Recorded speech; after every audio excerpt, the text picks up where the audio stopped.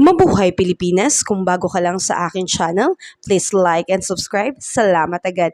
Ngayon, January 25, 2024, araw ng Huwebes, ang Northeast Monsoon o ang hanging amihan and ang shoreline po ang siyang weather system po na nakakaapekto ngayon sa ating bansa.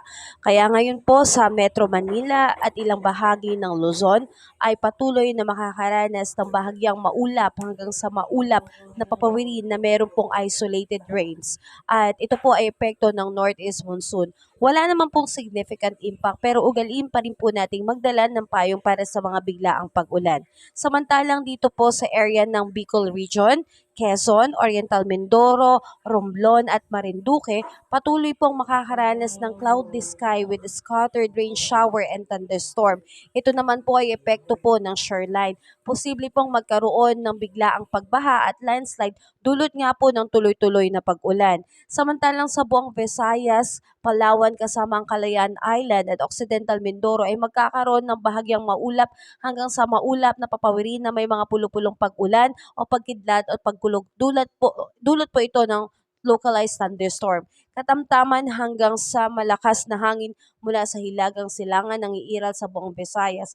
Palawan kasama ang Calayan Island at Occidental Mindoro ay may katamtaman hanggang sa maalon po na karagatan. Samantalang dito po sa Mindanao ay patuloy rin po makakaranas ng cloudy to cloudy sky with isolated rain shower and thunderstorm. Ito po ay epekto ng localized thunderstorm.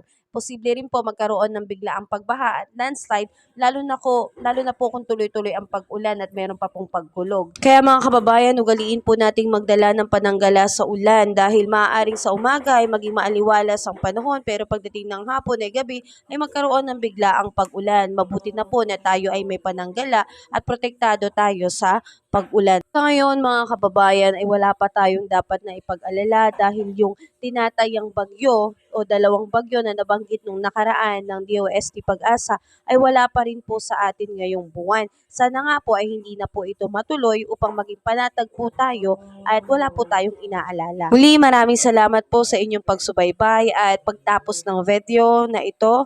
Salamat at ingat po tayong lahat.